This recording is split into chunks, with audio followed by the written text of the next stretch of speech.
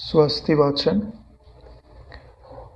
आज हम स्वस्ति वाचन के बारे में जानेंगे और उसका जो अर्थ है उसकी विवेचना अपने बुद्धि में स्थिर करेंगे। यह जो स्वस्ति वाचन है, ये जितने भी शुभ एवं मांगलिक धार्मिक कार्य किए जाते हैं उनके प्रारंभ में इसका पाठ किया जाता है और ऐसा माना जाता है कि इनका पाठ करने से हमें मंगलता की, शुभता की प्राप्ति होती है। नाम ही इसका है स्वस्ति वाचन। स्वस्ति का अर्थ होता है सुअस्ति। सु यानी सुखद, अस्ति यानी होना, यानी ऐसा उच्चारण, ऐसे मंत्रों का उच्चारण जो हमारे लिए कल्याण को लेकर के आए, मंगलता को लेकर के आए, शुभता को लेकर के आए। जो कार्य हम करने जा रहे हैं उसमें जो भी विघ्न आने वाला है उसको दूर करें और उसको उसकी पूरी सिद्धि की ओर ले जा कर के प्रतिष्ठित कर दें। इसके लिए हमें जिस दैवी अनुग्रह की, मांत्रिक अनुग्रह की ज़रूरत होती है वह हमें स्वस्ति वाचन करने से प्राप्त हो जाता है। ये जो स्वस्ति वाचन है वह ऋग्वेद के प्रथम मंडल का 89वें सूक्त से प्रारंभ होता है और इसमें 10 श्लोक पढ़े जाते हैं और उसके बाद 2 श्लोक यजुर्वेद से लिए जाते हैं। ये जो सूक्त ऋग्वेद में आता है, इसके जो दृष्टा हैं ऋषि, उन्हें गौतम कहा जाता है और जो इनके देवता हैं उन्हें विश्वदेव कहा जाता है। विश्वदेव से तात्पर्य होता है कि जो इस विश्व को भली भांति संचालित करने में अपना सहयोग प्रदान करते हैं। जैसे इंद्र हैं जो आकाश के देवता माने जाते हैं, यानी कि बारिश करना उनके हाथ में होता है। अग्नि है, वरुण है, वायु है, ये जो भी देवता हैं उन्हें विश्व देवता के अंतर्गत समझा जाता है। अगर आप इनको और अच्छे से समझना चाहते हैं तो हमारे सूक्ष्म शरीर में जो भी चीज़ें हैं उनके भी एक एक देव कहे जाते हैं। जैसे 5 ज्ञान इंद्रियां हैं तो 5 ज्ञान इंद्रियों के एक देवता हैं। जैसे नेत्र के देवता सूर्य कहे जाते हैं। कर्ण इंद्रिय के जो देवता हैं उन्हें दिशाएं कहा जाता है। नाक में जो घ्राण इंद्रिय है उसे अश्विनी कुमार उनके देवता कहे जाते हैं। त्वचा में वायुदेव का निवास माना जाता है और रसना में, यानी जब हम स्वाद लेते हैं तो वरुण देव उसमें माने जाते हैं, उनके देवता माने जाते हैं। ऐसे जो हमारी 5 कर्म इंद्रियां हैं, हाथ में भगवान इंद्र का, पैर में भगवान उपेंद्र का, जिह्वा में जब बोलती है तो उसमें अग्निदेव का और उपस्थ में प्रजापति का और पायु में यमदेव का निवास या उनके देवता माने जाते हैं। और हमारा जो मन है उसके देवता चंद्रमा, बुद्धि के देवता प्रजापति ब्रह्मा और चित्त के देवता भगवान वासुदेव और अहंकार के देवता भगवान रुद्र कहे जाते हैं। तो इन सब को भी हम विश्वदेव के रूप में समझ सकते हैं, क्योंकि हमारी सारी इंद्रियों में जो सामंजस्य है अध्यात्म का और अधिभौत का, यानी विषय को जो हमको भली भांति ग्रहण कराते हैं और उन ग्रहण कराने में धर्म अधर्म का ध्यान रखते हैं, उन्हीं को अधिदेव कहा जाता है। क्योंकि ये जो देवता हैं वो अगर प्रसन्न है तब आपको धर्म युक्त विषयों की ओर हित करते हैं और जब आपके किसी कार्य से रुष्ट हो जाते हैं तब यही आपके मति में भ्रम उत्पन्न करके आपको सुअस्ति के बदले दुअस्ति की ओर लेकर के चले जाते हैं, इन्हें दुख की ओर लेकर के चले जाते हैं। जैसे अगर आप अपने आचरण से किसी प्राणी को दुख देते हो तो वही आचरण उन देवताओं को प्रेरित करता है कि अब इसकी बुद्धि को ऐसा भ्रमित करो कि यह वह कार्य करे कि जिससे इसे भी दुख प्राप्त हो। क्यों? क्योंकि सबकी बुद्धि का प्रेरक एक परमात्मा ही तो है। एक को प्रेरित करके श्रेय की ओर ले जा लेता है और एक को प्रेरित करके गड्ढे में गिरा देता है। दोनों में कारण क्या है? आपका आचरण। अगर आप उनकी बात मानते हो और जो उन्होंने पावन विधान वेद रूप से बनाया हुआ है उसका पालन करते हो, तो आपको श्रेष्ठ की ओर, स्वस्ति की ओर, मंगलता की ओर लेकर के जाते हैं। तो आज इन्हीं श्लोकों को हम पढ़ेंगे, उनके अर्थ को समझने का प्रयास करेंगे। क्योंकि कोई भी मंत्र हो, अगर उसका शुद्ध उच्चारण किया जाता है तो उसका मांत्रिक प्रभाव तो कार्य करता ही है, लेकिन अगर हम उसके अर्थ को समझ लें तो तत्काल उसका जो प्रभाव है वो दिखाई देने लगता है। अगर आप अर्थ नहीं समझते हैं तो कालांतर में उसका फल आपको प्राप्त होता है। क्योंकि अगर आप अर्थ समझ गए तो तद अनुरूप वृत्ति बन जाती है, और जैसे ही वृत्ति बनती है वैसे ही वह वृत्ति अपने फल को प्रकट करने में समर्थ हो जाती है। क्योंकि कोई भी फल आपको तभी प्राप्त होता है जब वह आपकी वृत्ति पर आरूढ़ होता है।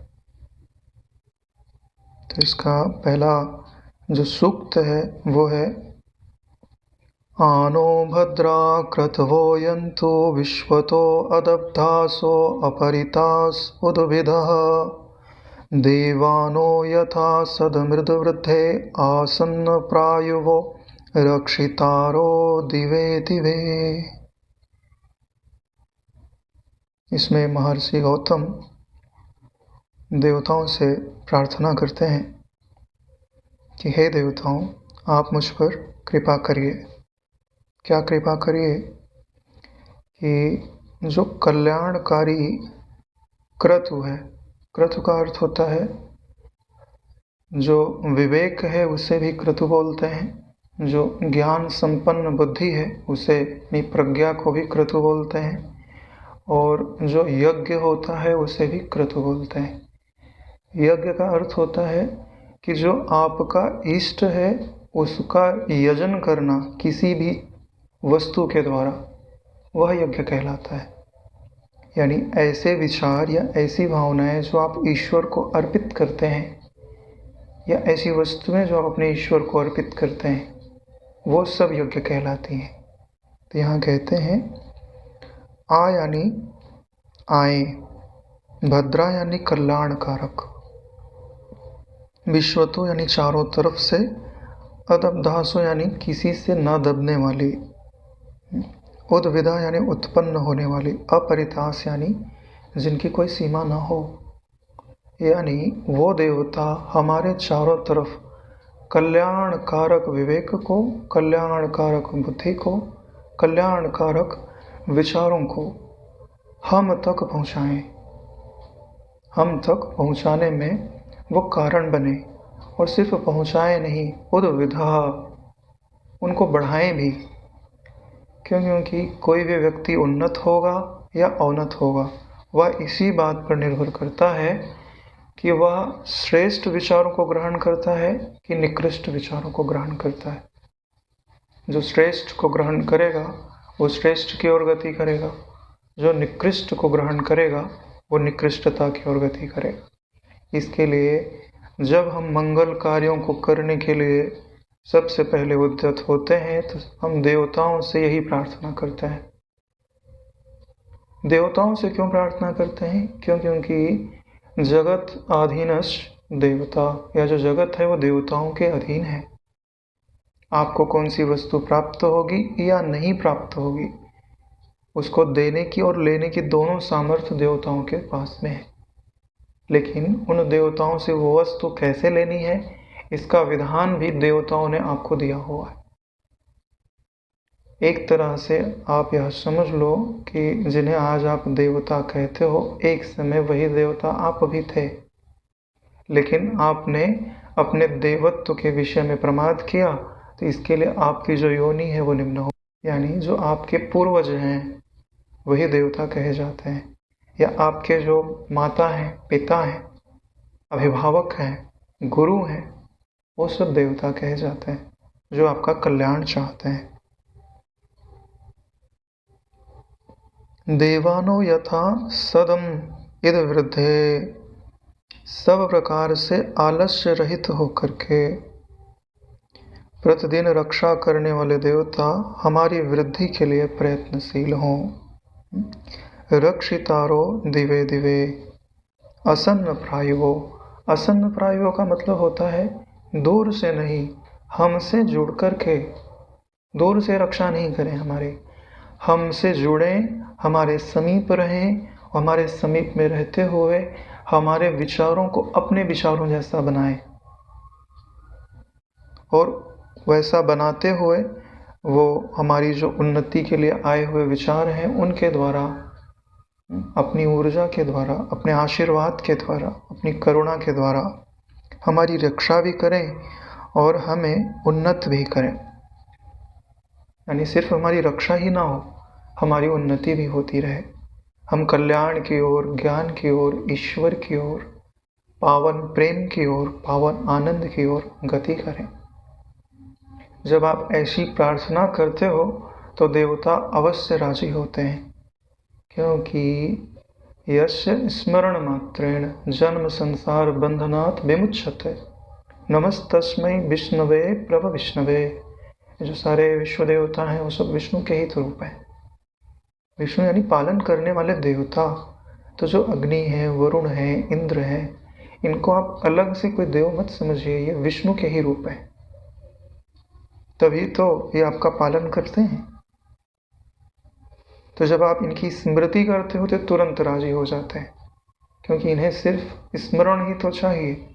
जैसे पुत्र अपनी माता का, अपने पिता का स्मरण भर कर ले, उनके स्मरण करते ही, माँ माँ पुकारते ही, पिता पिता पुकारते ही वो तुरंत राजी हो जाते हैं।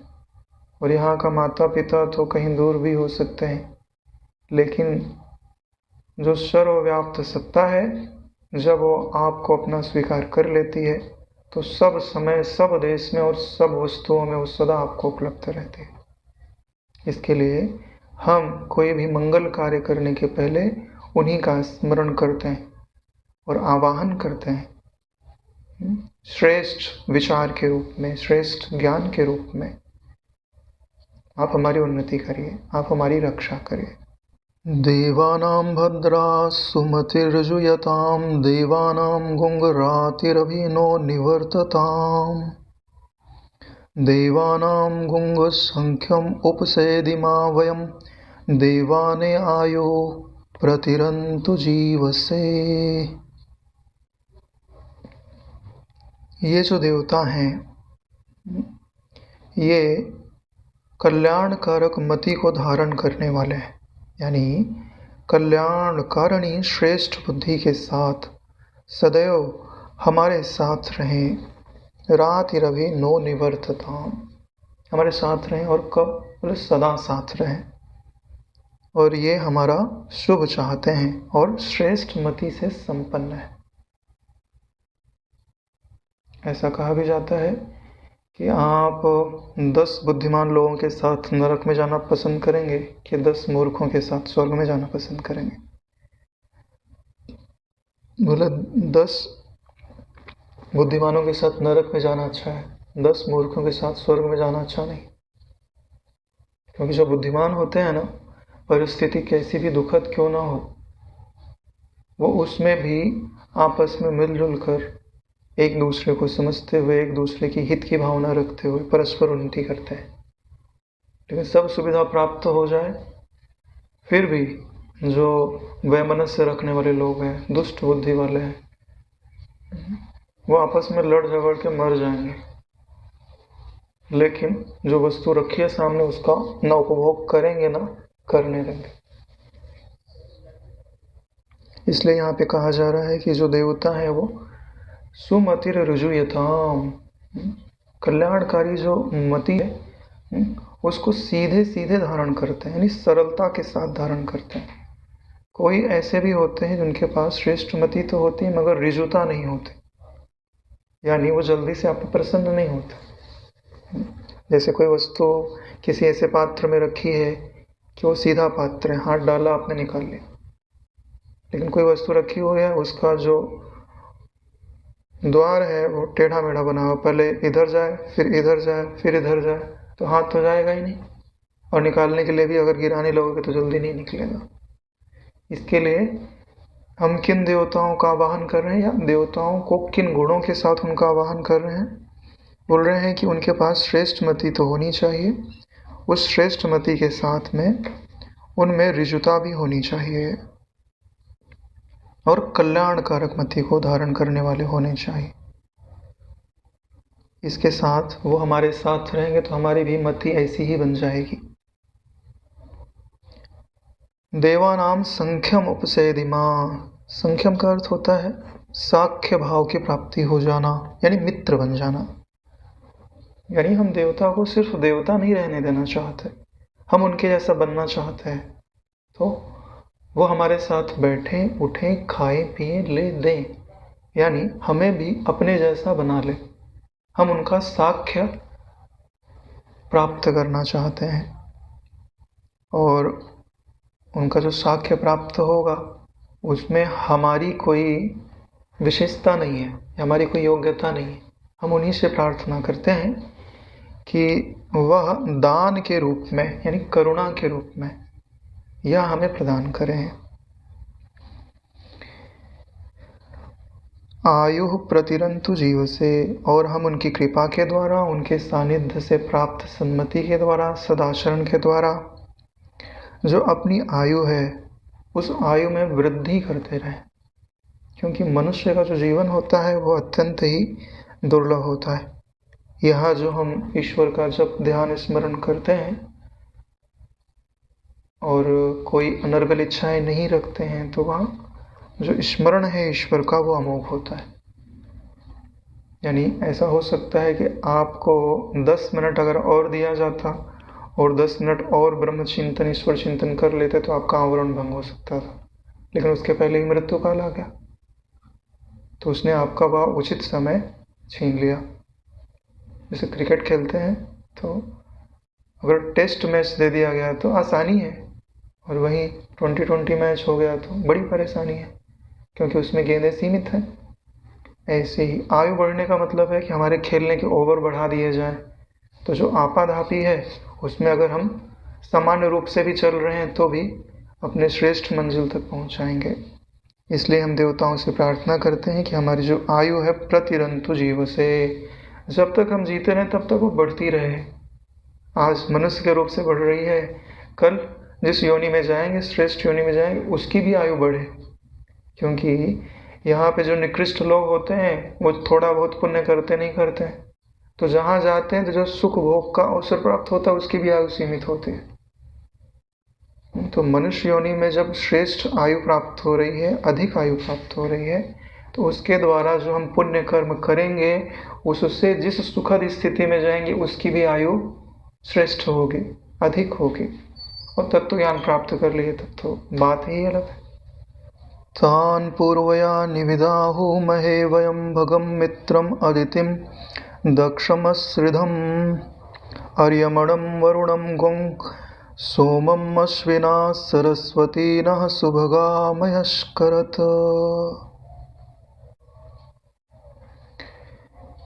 यहाँ पर हम उन देवताओं से प्रार्थना करते हुए कहते हैं कि हम वेद रूप सनातन वाणी के द्वारा, यानी जिसको हम निविदा, निविदा का अर्थ होता है कानून, तो जो देवताओं का कानून है उसी को तो वेद कहते हैं। यानी हमें किसी का आवाहन करना है तो अगर हम वेद के को माध्यम बनाकर उनका आवाहन करते हैं तो वो जरूर आता है, क्योंकि यही नियति है। इसलिए बोलते हैं कि हम आधार किसको बना रहे हैं, आपको बुलाने का। बोले तान पूर्वया निविदा हु महे का मतलब होता है आवाहन करना। जो पहले से प्रचलित वेद की परंपरा है हम उसका प्रयोग करते हुए, उसको धारण करते हुए आप लोगों का आवाहन करते हैं। बोले किसका आवाहन कर रहे हैं? बोले भगम। भग का अर्थ होता है तेज, यानी जो तेज को तो भग जो नाम है वो सूर्यदेव के लिए भी आता है। मित्रम, मित्र का मतलब होता है कि जो हमारे सुख में सुखी होवे, हमारे दुख में दुखी होवे और हमें श्रेष्ठता की ओर ले जावे। कभी यह ना सोचे कि हमें बुरा लगेगा कि अच्छा लगेगा। अगर हम बुरे रास्ते पे जाएं तो हमें आंख दिखाए और हम अच्छे रास्ते पे जाएं तो हमें प्रोत्साहित करे, उसको मित्र बोलते हैं। चाटुकार थोड़ी ना है कि तुम जो कहो सो प्रशंसा करे, तो वह मित्र मित्र नहीं कहलाता। तो हम मित्र किसको बना रहे हैं? देवताओं को। और मित्र नाम सूर्यदेव का भी आता है, क्योंकि समस्त जगत के मित्र तो वही है, उन्हीं के कारण तो जगत में जीवन है। अदिति, अदिति देवताओं की माता कही जाती है, कश्यप ऋषि की पत्नी है। और अदिति का एक अर्थ होता है, दिति माने होता है प्रकाश। बोले कौन सा प्रकाश? बोले लौकिक प्रकाश को दिति बोलते हैं। जो लौकिक प्रकाश को ही सर्वस्व समझता है और अपने मूल की ओर ध्यान नहीं देता, जो दिखता है उसके ही चकाचौंध में लग जाता है, तो वो असुर वृत्ति को उत्पन्न करता है। लेकिन जो अपने मूल को याद करता है कि यह जो प्रकाश यानी कहाँ से आ रहा है, जो उसको ध्यान में रखता है, वह अदिति वृत्ति को धारण करता है। अदिति ही ब्रह्म वृत्ति है या पराशक्ति है। तो हम यहाँ जो देवताओं को उत्पन्न करने वाली वृत्ति है या माता है, अदिति का भी स्मरण करते हैं। प्रजापति, दक्ष यानी प्रजापति का स्मरण करते हैं, क्योंकि इस जगत में किसको कैसे रहना है, क्या नियम होना चाहिए, वो सारे नियम प्रजापति के द्वारा बनाए गए हैं। तब उनका स्मरण करते हैं। अर्यमा, अर्यमा यानी जो पितरों में श्रेष्ठ है, ब्रह्मचर्य व्रत में जो अत्यंत निपुण है और जिनका स्मरण करने से ब्रह्मचर्य में सफलता प्राप्त होने लगती है। वरुणम, जो वरुण देव हैं, जो जल के देवता कहे जाते हैं। अगर वरुण देव की कृपा हो जाए तो जल जो तत्व है वो आपके लिए सुखद हो जाता है। आपके शरीर में वह सम मात्रा में विराजमान रहता है। न शरीर में ज़्यादा कफ की प्रधानता होगी, न ज़्यादा पित्त की प्रधानता होगी। शरीर स्वस्थ रहेगा और सुस्वादु जीवन रहेगा, जीवन में सरसता रहेगी। सोमम, सोम कहते हैं चंद्रमा को, यानी चंद्रमा का आवाहन करते हैं, क्योंकि चंद्रमा मन के देवता कहे जाते हैं। अगर चंद्रमा प्रसन्न है तब हमारा मन भी प्रसन्न है। इसके लिए जिसके मन में प्रसन्नता ना रहती हो, वो चंद्रमा को भी अर्घ देना चाहिए। अश्विना, अश्विनी कुमारों को याद करते हैं। वैसे भी वो घ्राण इंद्रिय के देवता हैं। जो हम सुगंध लेते हैं, पृथ्वी तत्व को ग्रहण करते हैं, उनमें कारण अश्विनी कुमार होते हैं। और वैसे भी अश्विनी कुमार देवताओं के वैद्य कहे जाते हैं। यानी ऐसा कोई रोग नहीं है जिसकी औषधि अश्विनी कुमारों के पास ना हो। अगर आप उन्हें याद कर रहे हैं तो आपके बुद्धि में वो प्रेरित करके ऐसी औषधियों की ओर ले जा सकते हैं कि जो आपकी व्याधियों को मिटाने में समर्थ होवे। सरस्वती नहा, और माता भगवती सरस्वती को याद करते हैं, क्योंकि वही तो हमारी बुद्धि में वह योग्यता प्रदान कर सकती हैं कि जो ब्रह्म विद्या को धारण करने में हमारी सहायता कर सके। नह यानी हमारी, सुभगा मयस्कृत, सुभगा यानी सौभाग्य से संपन्न, या सौभाग्य से संपन्नता को मयस्कृत हमें प्रदान करें। यानी हम इनका आवाहन कर रहे हैं, इनके स्वरूप को समझ रहे हैं, उनके स्वरूप को प्रणाम कर रहे हैं। ध्यान से देखिए, ये देवता अलग अलग तो दिखाई दे रहे हैं, लेकिन यह जैसे सूर्य एक ही है और उसकी रश्मियों में 7 भेद हो जाते हैं, 7 रंग हो जाते हैं मुख्य रूप से, नहीं तो कितने रंग हो जाते हैं गिनती नहीं है। ऐसे ही एक ब्रह्म सत्ता को देखिए, लेकिन उसी ब्रह्म सत्ता को जब आप अपने मंगलता के लिए उसका आवाहन करते हैं, वो भी वैदिक मंत्रों के द्वारा, तो वही इन नाना रूपों में प्रकट होता है और आपकी मति को, आपके मन को, आपके प्राणों को, आपके आचरणों को श्रेष्ठता की ओर लेकर के जाता है, सौभाग्य की ओर लेकर के जाता है, कि इसके बाद आपके जीवन में मंगलता ही मंगलता रहेगी। न दुख रहेगा, न द्वेष रहेगा, न विद्या रहेगी। यही तो सब चाहते हैं। तो इसके लिए इन मंत्रों का प्रयोग करना चाहिए। तन्नो वातो मयो भुवातु भेषजं तन्माता पृथ्वी तत्पिताद्यो तद्ग्रावाणः सोमसुतो मयो भुवस्तदश्विना शृणुतं धृष्णया युवम्। वायुदेवता तन्नो वातो, वातो यानी वायुदेवता, तन माता पृथ्वी यानी माता पृथ्वी, तन पिता द्यो, द्यो बोलते हैं स्वर्ग को, और पिता स्वर्ग, तत् लिखा हुआ है, तत् यानी तुम्हारे, और हम प्रार्थना कर रहे तो हमारे। ये जो वायु देवता है माता पृथ्वी है और स्वर्ग है, ये हमें सुखकारी औषधियाँ प्रदान करे। भेषजम, भुवात, भुवात का मतलब होता है उत्पन्न करके प्रदान करना, और औषधियों की प्रार्थना की गई है। औषधियों की प्रार्थना क्यों की गई है? क्योंकि हमको तो रोग ही तो लगा हुआ है। ये शरीरगत जो दुख है वो शरीर में जो रोग है उनके कारण, मन में जो दुख है वो मन के रोग हैं उसके कारण, और जो अविद्या है वो बुद्धि का रोग है। यानी शरीर में व्याधियां हैं, मन में आधियां हैं, बुद्धि में उपाधियां हैं। तो इनकी भी तो औषधि होनी चाहिए, तभी तो ये रोग निवृत्त होंगे, और जब रोग निवृत्त होते हैं तब स्वस्थता की प्राप्ति होती है। तो ध्यान से देखिए, नीचे पृथ्वी है, इसके ऊपर वायु है, और उसके ऊपर स्वर्गलोक है या देवताओं का निवास स्थान है। या एक तरह से जो इसको आप सदगुरु बोलते हो, वो भी स्वर्ग में ही निवास करते हैं। नारायण वो धरती पे निवास नहीं करते। धरती यानी ऐसा क्षेत्र जहाँ द्वंद्व निवास करते हैं वो धरती है, और जहाँ द्वैत और द्वंद्व नहीं निवास करते वह स्वर्ग है। वहाँ कोई प्रतियोगी नहीं होता, सिर्फ तुम्हारा ही साम्राज्य है, सुख का ही साम्राज्य है, उसे ही तो स्वर्ग कहते हैं। इसके लिए हम वायु देवता से, माता पृथ्वी से, और पिता स्वर्ग से, यानी जब हम स्वर्ग को अपना पिता कहते हैं तो हम यह स्वीकार कर लेते हैं कि हम भी देव ही हैं, ज्ञान से संपन्न ही हैं। देव का अर्थ ही होता है जो पराधीन ना होवे, सामर्थ्य के विषय में, ज्ञान के विषय में और आनंद के विषय में, उसे ही देवता कहा जाता है, वास्तविक देवता कहा जाता है। और तद्ग्रावाणः सोमसुतो, यानी सोम के जो पुत्र हैं।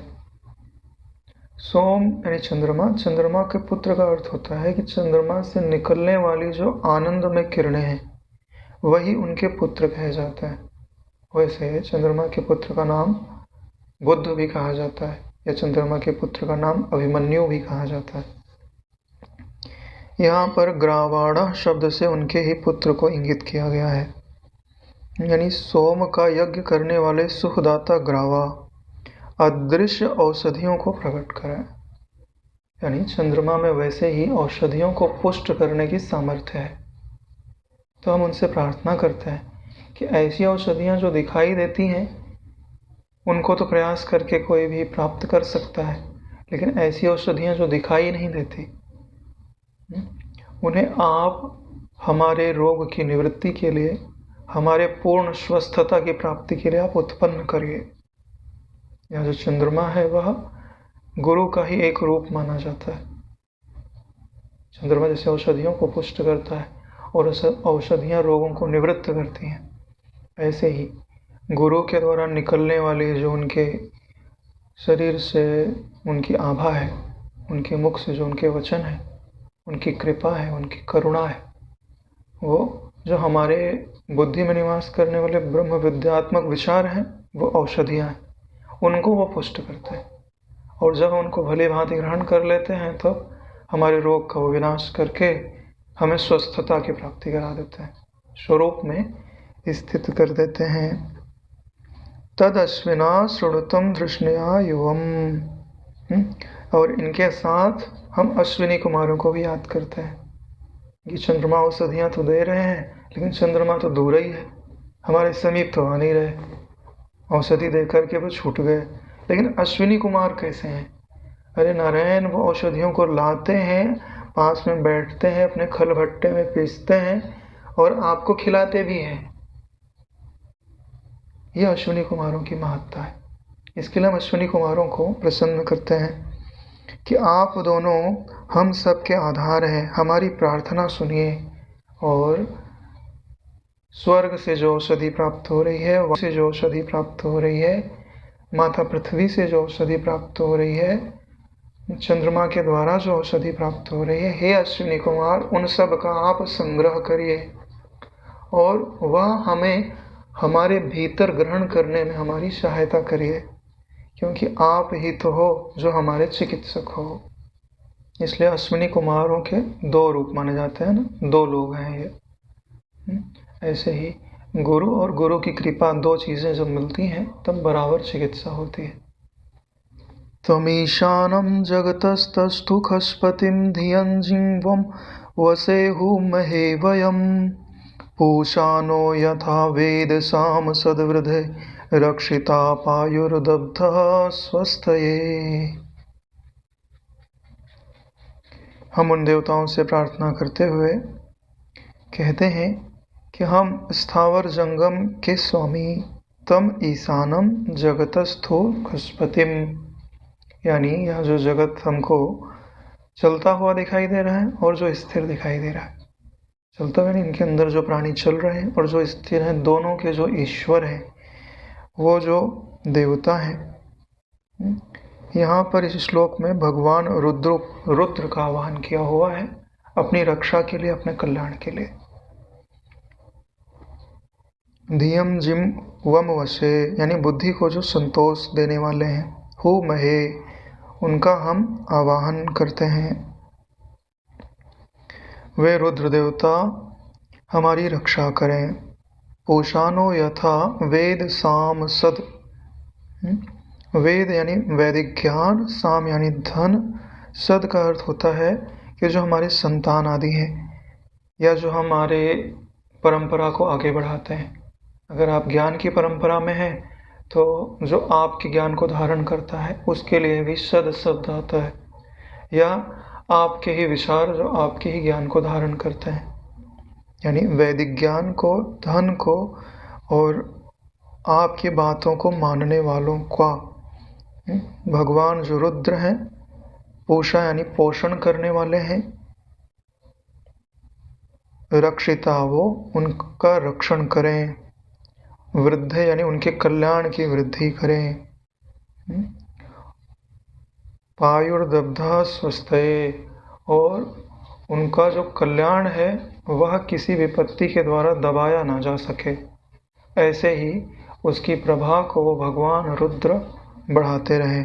ऐसा हम भगवान रुद्र से प्रार्थना करते हैं। स्वस्ति न इंद्रो वृद्धश्रवाः स्वस्ति न पूषा विश्ववेदाः स्वस्ति न तार्क्ष्यो अरिष्टनेमिः स्वस्ति नो बृहस्पतिर्दधातु। हम पुनः प्रार्थना करते हुए उन देवताओं का आवाहन करते हैं और उनसे यह प्रार्थना करते हैं। सबसे पहले इंद्र को प्रणाम करते हैं और उन्हें अपनी मंगलता की वृद्धि के लिए उनका आवाहन करते हैं। स्वस्ति न इंद्रो वृद्धश्रवा, के हे इंद्र, आपका जो यश है वह अत्यंत वृद्धि को प्राप्त हुआ है। आपका हम आवाहन करते हैं कि आप आइए और हमारे कल्याण में अपना योगदान प्रदान करिए। इंद्र को जैसे हमको पता ही है कि हमारे पाणी यानी हाथों के देवता माने जाते हैं। जब इंद्र देवता हमारे हाथों में आकर के निवास करते हैं तो सदैव श्रेष्ठ कर्मों की ओर हमारे हाथों को बढ़ाते हैं। जब हम दुष्ट कर्मों की ओर अपने हाथों को ले जाते हैं तो हमारे हाथ कँपने लगते हैं। ऐसा हो भी कैसे सकता है कि मैं श्रेष्ठ गुरु का शिष्य, श्रेष्ठ इष्ट को मानने वाला, श्रेष्ठ विचारों को धारण करने वाला, ऐसा कार्य मैं कर भी कैसे सकता हूँ। जब देवताओं की कृपा होती है ना, तभी हमको यह बुद्धि प्राप्त होती है। जब असुरता बुद्धि पर हावी हो जाती है तो ना करने योग्य कर्म आदमी कर लेता। दूसरे में हम भगवान पूषा यानी सूर्यदेव का आवाहन करते हैं। स्वस्ति नः पूषा विश्ववेदाः, कि हे सूर्यदेव, पूषा यानी आप अपनी किरणों से समस्त जगत का पोषण करते हो, इसलिए आपका नाम पूषा है। विश्ववेदा यानी समस्त जगत में आपका यह नाम जाना जाता है, प्रचलित है, या वेदों में आपके इस नाम की महिमा कही गई है। हम आपका अपने जीवन में या इस मांगलिक कार्य के समय आवाहन करते हैं कि आप जैसे इस पूरी पृथ्वी को आप अपनी ऊर्जा से कल्याण की ओर लेकर के जाते हो, जीवन की ओर लेकर के जाते हैं, वैसे ही यह जो हमारा कार्य है उसमें ऊर्जा की कमी ना हो, कल्याण की कमी ना हो। स्वस्ति न तार्क्ष्यो अरिष्ट नेमि, गरुण जी का वाहन है, क्योंकि जब आप कोई कार्य करते हैं तो उसमें गति का होना भी ज़रूरी है। अगर गति ना होवे तो समय पूरा हो जाए और हम कार्य पूरा ना कर सके, तो इसके लिए। और उनका जो विशेषण है वो क्या आता है, बोले अरिष्ट नेमि। नेमि का अर्थ होता है चक्र, अरिष्ट यानी जिसे रोका ना जा सके। यानी गरुण जी जब चलते हैं तो उनकी गति का जो चक्र है उसे रोकने में कोई दूसरा समर्थ नहीं है। तो ऐसे गरुण जी का क्या नाम लिखा, बोले तार्क्ष्यो। तार्क्ष्यो का क्या अर्थ होता है, जो देखने मात्र से ही आपको तार देवे, तारक्षो। तो ऐसी कौन सी चीज है सिर्फ देखने मात्र से ही आपको तार देती है। यानी कुछ ऐसे महान आशय को धारण करने वाले महापुरुष होते हैं ना, जिनको आप सिर्फ दर्शन ही कर लो तो भी आप कृतार्थ हो जाते हो। तो ऐसे महापुरुष कौन है, भगवान विष्णु। मम दर्शन फल परम मनोपा, जीव पावे निज सहज स्वरूपा। दर्शन के लिए ही बात कही हुई है। सिर्फ देख लिया ना तुमने और पहचान लिया कि ये विष्णु है और इनका ये प्रभाव है, यानी विष्णु को विष्णु रूप में पहचानो तब ये प्रभाव होता है। तो उनको लाने वाले हैं नारायण। इसके लिए हम गरुण जी से प्रार्थना करते हैं कि आप अपने पीठ पर कल्याण रूपी भगवान विष्णु को लेकर के आइए, और ऐसे लेकर के आइए कि आपके मार्ग में कोई अवरोध उत्पन्न ना कर सके। स्वस्ति नो बृहस्पतिर्दधातु। बृहस्पति का क्या अर्थ होता है, बृहत्पति। जो बृहत ज्ञान को अपने भीतर धारण करते हैं उन्हें बृहस्पति कहा जाता है। तो जब समस्त ज्ञान जिनके पास है, इतना बड़ा ज्ञान है कि वो देवता को देवता बनाए रखते हैं, देवताओं के गुरु है ना, तो देवत्व की रक्षा करने में बृहस्पति समर्थ हैं, उनका मार्गदर्शन करने में समर्थ हैं। तो हम उन्हीं का आह्वान कर देते हैं कि अगर आप देवताओं का मार्गदर्शन कर सकते हैं, उनके कार्यों में सफलता प्रदान कर सकते हैं, तो आप मेरे भी कार्यों में सफलता प्रदान कर दें। इसमें क्या आश्चर्य है। अरे भाई, जो 1-1 टन का वजन उठा ले ना, उसके लिए 10 ग्राम क्या मूल्य रखता है। इसके लिए हम बृहस्पति जी का आवाहन करते हैं कि आप पधारिए और हमारा कल्याण करिए। स्वस्ति नः दधातु। दधातु का अर्थ होता है प्रेम पूर्वक प्रदान करना या धारण करा देना। दधातु यानी कोई वस्त्र पहन रहा हो ना, बोले रुको हम तुमको कवच धारण करा देते हैं। अपने हाथ से लिया और कवच को धारण करा दिया। पृषदश्वा मरुतः प्रश्निमातरः शुभं यावानो विदधेषु जग्मयः अग्निजिह्वा मन्वः सूरचक्षुषो विश्वेनो देवा अवसागमन्निः। यह जो श्लोक है वो भगवान सूर्य को समर्पित है, और सूर्य के ही जो विविध नाम हैं उन्हीं का स्मरण करते हुए हम उनका आवाहन करते हैं। पृषद अश्वः यानी कि रंग बिरंगे वर्ण के घोड़ों को धारण करते हैं। यानी जैसे हमें पता है कि सूर्य देवता तो कभी विश्राम लेते ही नहीं है। उनका जो अश्व है, रथ है जिसमें अश्व लगे हुए हैं, रंग बिरंगे। रंग बिरंगे कैसे, जैसे 7 रंग होते हैं ना सूर्य की रश्मियों में, ऐसे ही ये जो 7 रंग है वही सूर्य के 7 घोड़े माने जाते हैं। तो ध्यान से देखिए, यह जो ब्रह्म है उसकी भी वृत्ति एक जैसी नहीं है, रंग रंग की वृत्तियां हैं, लेकिन सब में प्रकाशन का गुण है नारायण। तो हमें समझना चाहिए कि वृत्यांतर हो सकता है, लेकिन वृत्यांतर में जो ज्ञान है वो एक जैसा है। मरुतः, वैसे मरुत शब्द जो है वो वायुदेव के लिए आता है, लेकिन मरुत शब्द जो है ना, वो ये जो सूर्य हैं वो भी तो अपनी किरणों को आप तक बहा कर ही तो पहुंचाते हैं। इसके लिए मरुत शब्द सूर्य के लिए भी आता है। प्रश्नि मातरः, ये जो प्रश्नि का अर्थ होता है, भगवान जो वामन थे ना उन्हें प्रश्नि कहा जाता है, या जो वेद होते हैं उनको भी प्रश्नि कहा जाता है। तो यहाँ अदिति के गर्भ से भगवान वामन ने भी अवतार लिया था, इसलिए अदिति का ही एक नाम क्या हो जाता है, प्रश्नि मातरः। तो ये जो प्रश्नि मात्रा है वो भगवान वामन की तो माता है ही, सूर्य की भी माता है। तो जिनकी प्रश्नि माता है ऐसे सूर्य का हम आवाहन करते हैं। शुभम यावानो, जो कल्याण को देने वाले हैं, विदतेषु जगमया, जो यज्ञशालाओं में जाने वाले हैं, यानी जो अग्नि है वह भी सूर्य का ही एक रूप है। तो यज्ञशाला में बिना अग्नि की कोई आहुति तो हो ही नहीं सकती, इसलिए यज्ञशालाओं में वो जाने वाले हैं। अग्नि जिह्वः, तो सूर्य ही जो है अग्नि रूपी जिह्वा को धारण करने वाले हैं। मन वह, मन का अर्थ होता है सर्वज्ञ, यानी मन के समस्त भावों को जो जाने सो मन वह। तो ध्यान से देखिए, सूर्य जो होते हैं ना, सूर्य ही नेत्र भी कहे जाते हैं इस समस्त जगत के। तो जगत पे जितनी भी क्रियाएं हो रही हैं उन सबको कौन जानता है, सूर्य देवता जानते हैं ना। जैसे वशिष्ठ जी का उस समय पढ़ रहे थे कि अग्नि की उन्होंने धारणा की, तो जहाँ दीपक जल रहा है, जो रोशनी में उनके जो भी क्रियाएं हो रही हैं, सब भगवान वशिष्ठ जी देख रहे हैं। जब वशिष्ठ जी को ऐसा अनुभव हो सकता है तो भगवान सूर्य को तो क्यों नहीं होता होगा।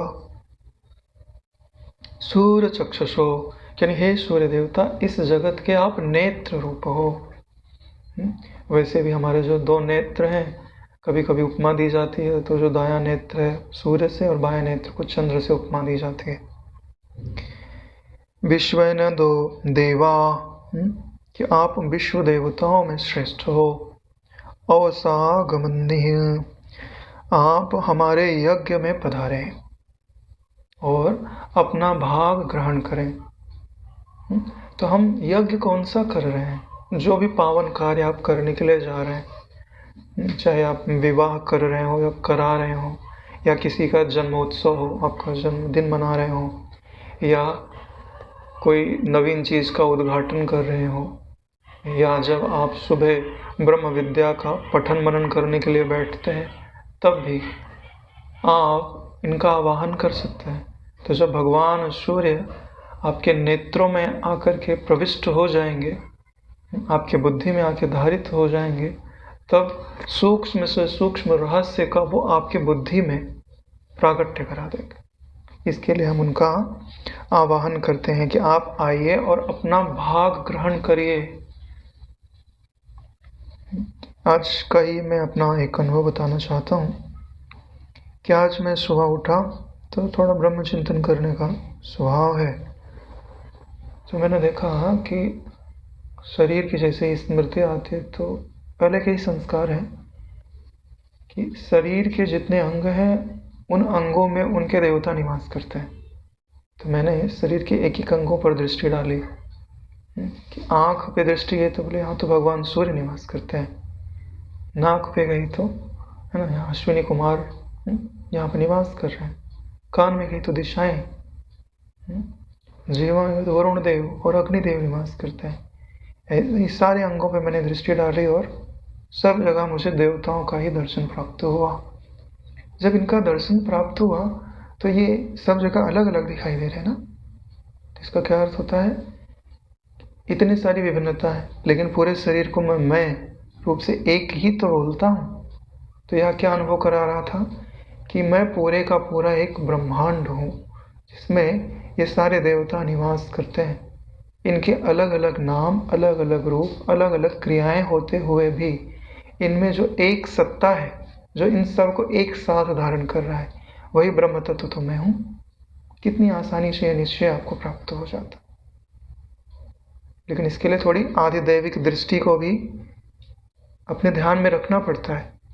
सिर्फ अद्वैत तत्व का निश्चय ही रख लेंगे तो थोड़ा रूखापन सा लगता है, और उसको आधिदैविकता के साथ, गुरु प्रेम के साथ, दैविकता को मिलाते हुए वशी जी वर्णन करते हैं। तो देश देशांतर की, भाई हम यहाँ गए तो ये ऐसी सृष्टि दिखाई दी, क्यों वर्णन कर रहे हैं? क्यों? क्योंकि इसी वर्णन से तो रस आता है और प्रभाव बढ़ता है ना, और देवताओं का आशीर्वाद भी प्राप्त होता है। भद्रं कर्णेभिः शृणुयाम देवां, भद्रं पश्येमाक्षभिर्यजत्राः, स्थिरैरङ्गैस्तुष्ट्वा गुंसस्तनूभिः व्यशेमहि देवहितं यदायुः।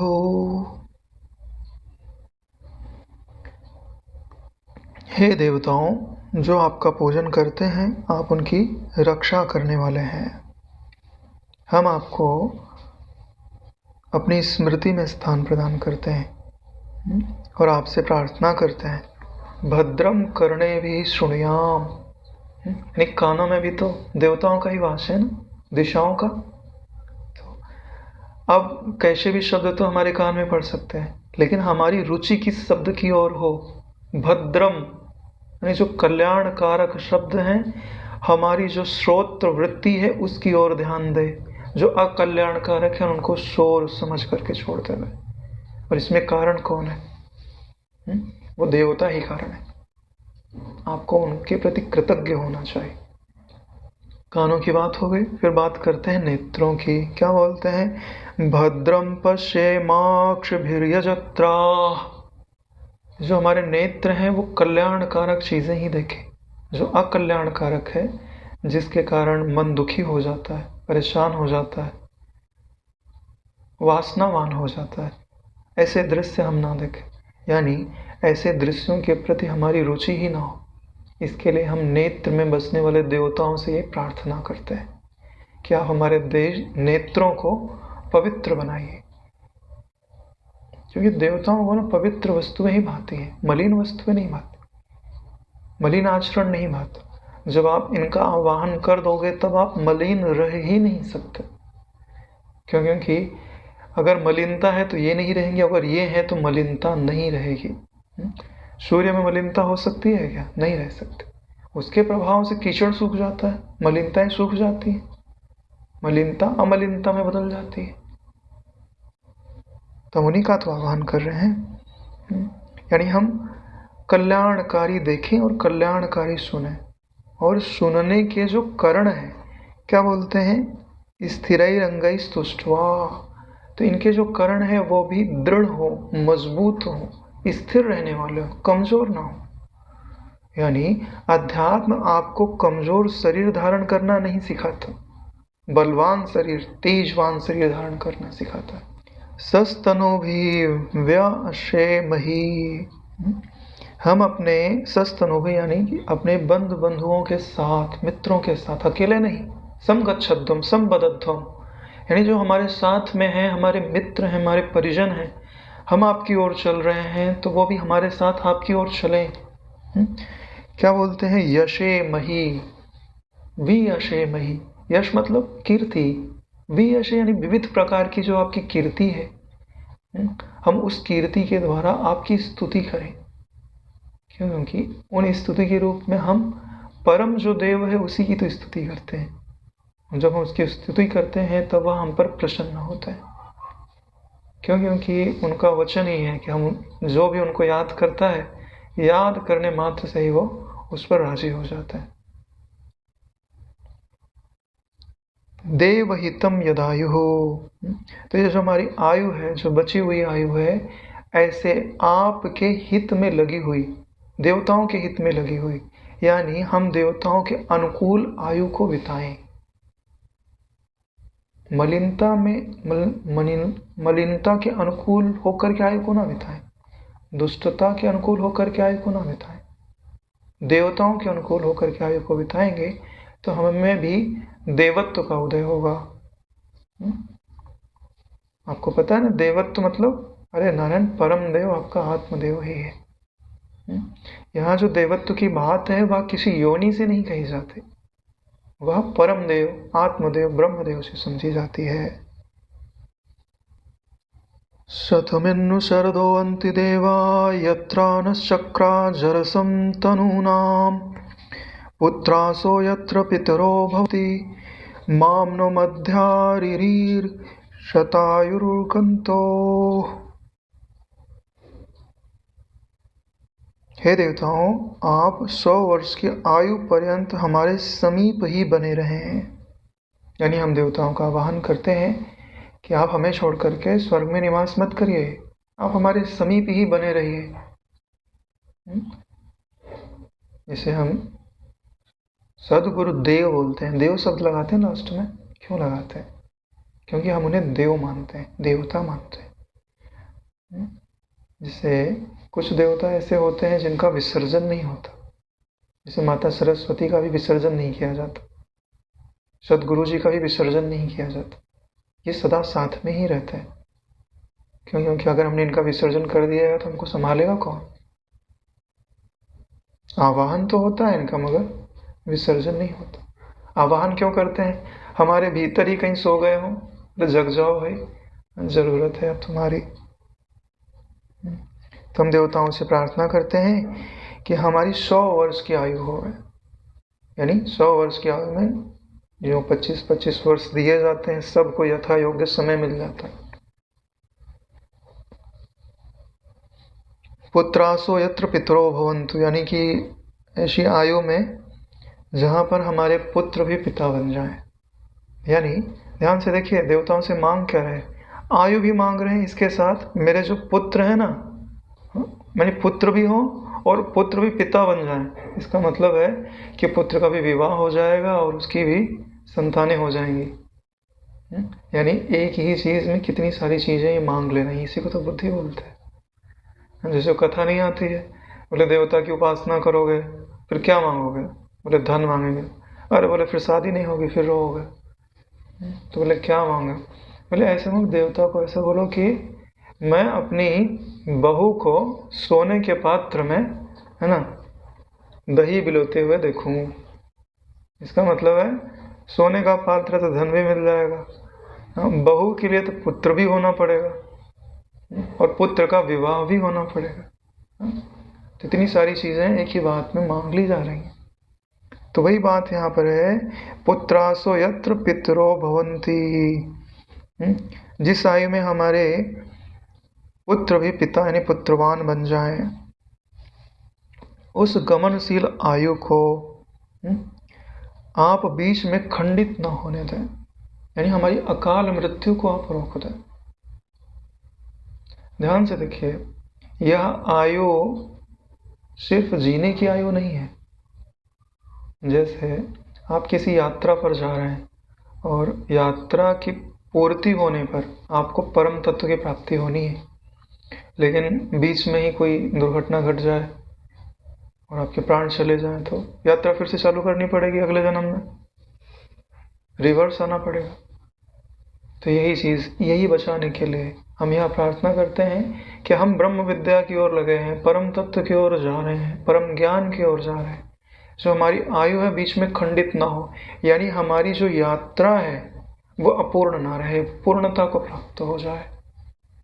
ये आयु के भी संबंध में और जो कार्य आप उस समय कर रहे हैं उसके संबंध में भी है कि जब तक यह कार्य पूरा ना हो तब तक मुझे समय की कमी ना हो, यानी मेरा समय कुछ व्यर्थ में लेवे नहीं या उसमें विघ्न ना डाले।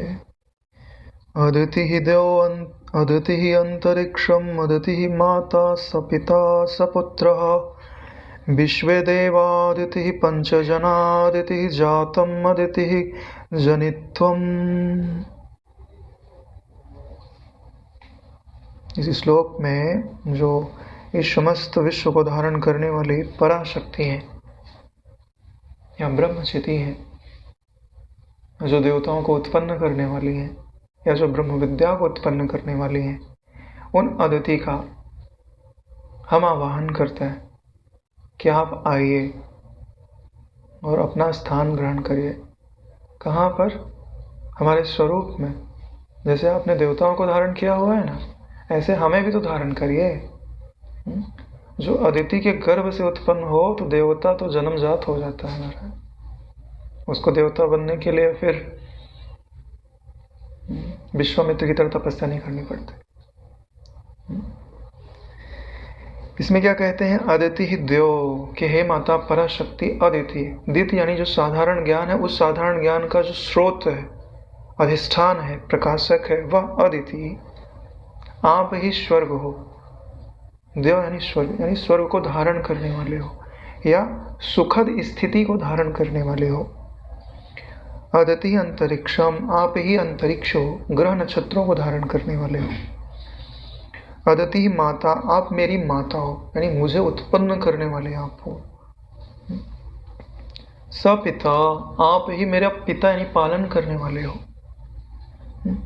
सपुत्र और आप ही पुत्रों के रूप में भी, मेरे पुत्रों के रूप में या जो मेरी प्रजा है उसके रूप में, या मेरे जो आसपास में लोग हैं, मेरे अनुयायी हैं या मेरी बातों को मानने वाले हैं, उनके रूप में भी आप ही विद्यमान हो। विश्व देवा आदित्य, विश्व में जितने भी देवता दिखाई देते हैं ना, अलग अलग उन अलगाओं में, अरे भाई वो देवता जब उत्पन्न नहीं हुए थे तो अदिति में ही तो निवास करते थे। हाँ, तो उनके अलगाव को समेट दिया किसमें, माता आदिति में, पराशक्ति में। पंच जना आदिति यानी 5 प्रकार के जो जन हैं वो अदिति ही है। 5 प्रकार के जन मेरी दृष्टि में क्या है, देखो मेरी दृष्टि में जन तो वही है जो ईश्वर की ओर चले। तो मेरी दृष्टि में आर्थ जो है वो जन है, अर्थार्थी जो है जन है, जो मुमुक्षु है वो भी जन है, जो ज्ञानी है वो भी जन है। और फिर इन्होंने सखा बनाया, बोले किसको, बोले ईश्वर को। तो 5 लोग हो गए। ठीक है भाई, हमारी दृष्टि में यही लोग हैं, बाकी तो लोग जन नहीं है, वो पशु है। ठीक है, तो इन 5 रूपों में माता अदिति आप ही प्रकट हो, यही मेरा निश्चय है। अदिति ही जातम यानी जो उत्पन्न हुआ था, यानी भूतकाल में, और जनित्वम जो उत्पन्न होगा। हे अदिति, हे ब्रह्म विद्या, हे ब्रह्मचिति, हे पराशक्ति, वो आप ही हो। आप मेरे इस निश्चय को पुष्ट कर दीजिए कि यह दृष्टि मेरी पुष्ट हो जाए और मैं ब्राह्मी दृष्टि को धारण करने वाला हो जाऊं।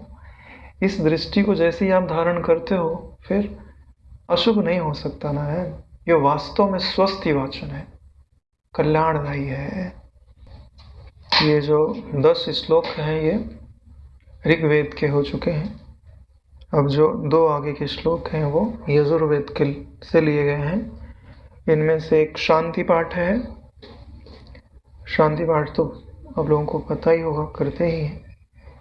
और जब किसी चीज़ की पूर्णाहुति करनी होती है तब शांति पाठ अवश्य करना चाहिए, क्योंकि हर क्रिया के अंत में कोई भी व्यक्ति शांति ही चाहता है, विक्षेप नहीं चाहता, उपद्रव नहीं चाहता है। ऐसा कौन होगा जो अत्यंत परिश्रम करे और अंत में उपद्रव को प्राप्त हो जाए। ओम द्योः शांति अंतरिक्ष गुं शांति पृथ्वी शांति आपः शांति औषधयः शांति वनस्पतयः शांति विश्वदेवाः शांति ब्रह्म शांति सर्वं शांति शांतिरेव शांति सामा शांतिरेधि। अभी माता अदिति की हमने प्रार्थना की है ना ब्रह्म विद्या की, तो हम उन्हीं से प्रार्थना करते हैं कि हे माता, आप मेरी दृष्टि में आरूढ़ तो है ही है, मेरी दृष्टि में जो जो चीज़ें अनुभव में आ रही हैं आप उनमें भी आरूढ़ हो जाओ, और आरूढ़ होकर के उनमें जितने उपद्रव हैं, जितनी विषमताएं हैं, जितने भी व्यवधान हैं, उन सब का आप शमन कर दीजिए। एक शम तत्व का ही मुझ में उनमें दर्शन होने लगा। सबसे पहले क्या बोलते हैं, द्यो शांति, कि यहाँ जो स्वर्ग लोक है ना, उसके अंदर जितने भी उपद्रव हैं वो सब शांत हो जाए। वहाँ पर एक शम तत्व का ही मुझे दर्शन होए। अंतरिक्ष शांति, ऊपर से नीचे आते जा रहे हैं, सबसे ऊंचे स्वर्ग, वहाँ पर शांति स्थापित हो, अंतरिक्ष में शांति स्थापित हो। पृथ्वी पे शांति स्थापित हो, जल में शांति स्थापित हो, औषधियों में शांति हो, वनस्पतियों में शांति हो, विश्व के जितने देवता हैं वो भी शांत वृत्ति को धारण करने वाले हों, और यह जो ब्रह्म है जिसने सबको धारण किया हुआ है, उसमें जो अविद्यमान अविद्या है तो अविद्यमान, लेकिन हमको विद्यमान लगती है, बोले उस अविद्या की शांति हो जाए। अगर वो शांति हो जाएगी तो ये ऊपर की शांतियां तो अपने आप घटित हो जाएंगी। सर्व शांति, और जितने भी उपद्रव मेरी कल्पना में आ सकते हैं उन सब की शांति हो जाए। शांति रेव शांति, शांति ही शांति रहे। सा मां शांति रहे थी। हे माता ब्रह्म विद्या, हे माता अदिति, आप मुझे ऐसी ही शांति में ले करके चलिए, प्रतिष्ठित कर दी। ये ब्रह्म विद्या का आवाहन नहीं है तो क्या?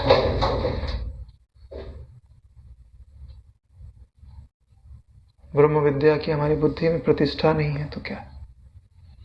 तो स्वस्ति वाचन का कितना गहरा अर्थ है, अगर हम इसको समझ लें, समझ करके एक बार बुद्धि में धारण करना है, फिर जब भी आप इसका पाठ सुनेंगे ना तो आपकी वृत्ति सहज में ब्रह्माकार हो जाएगी, सहज में ही देवताओं से आशीर्वाद प्राप्त कराने वाली हो जाएगी। यानी आपके लिए सच में स्वस्ति घटित होने लग जाएगा। अंतिम श्लोक है आज का। यतो यतः समीहसे ततो नो अभयं कुरु, शं नः कुरु प्रजाभ्यो अभयं न पशुभ्यः। परमात्मा से प्रार्थना करते हुए कहते हैं कि हे परमेश्वर, आप जिस रूप से हमारे कल्याण की चेष्टा करते हैं उसी प्रकार हमें भय रहित कर दीजिए। यतो यतः समईहसे, यतो यतः यानी जिस जिस तरीके से आप चाहते हैं, ईहसे यानी चाहना, सम यानी सम्यक रूप से चाहते हैं, ततो नो यानी हमको, अभयम कुरु निर्भय कर दीजिए। ये देख लीजिए कि इसमें ईश्वर की शरणागति है, यानी जब हमने ईश्वर की शरणागति ले ली तब हमारे लिए आग्रह नहीं रह गया कि आप इसी ही तरह से हमारा कल्याण करिए, नहीं, यतो यथा जिस भी प्रकार से आप चाहते हैं। अगर आप चाहते हैं कि आप मुझे थप्पड़ मारें तो मैं उसमें भी राजी हूँ, आप चाहते हैं कि मेरी घड़ाई हो तो मैं उसमें भी राजी हूँ, लेकिन शर्त यही है कि आप मेरे नेत्र से, मतलब हमारी दृष्टि से आप ओझल मत होइए। फिर आप जो भी देंगे वो मुझे स्वीकार है, क्योंकि मुझे पता है कि आपका सारा प्रयत्न मेरे भय को मिटाने के लिए ही है। और व्यक्ति निर्भय कब होता है?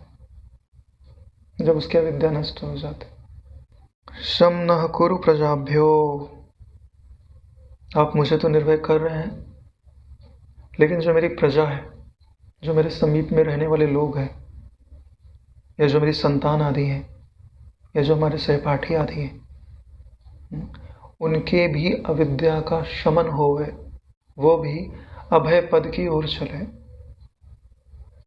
बोले इतना ही नहीं, अभयम नः पशुभ्यः, जो मेरे पशु हैं वो भी निर्भय हो जाए।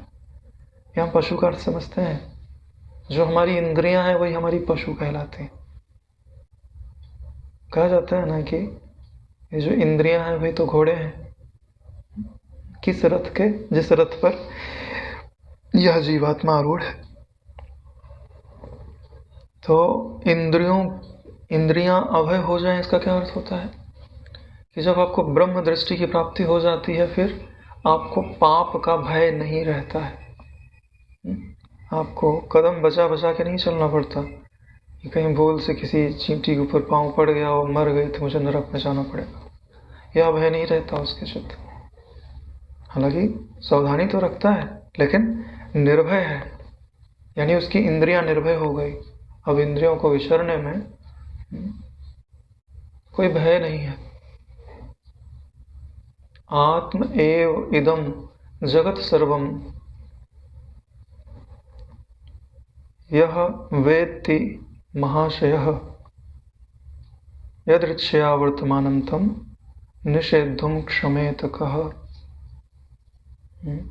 यह जो जगत है वह मेरे आत्मा से अलग नहीं है, ऐसे जिस महान आशय धारण करने वाले तत्ववेत्ता ने ऐसा निश्चय धारण कर लिया है।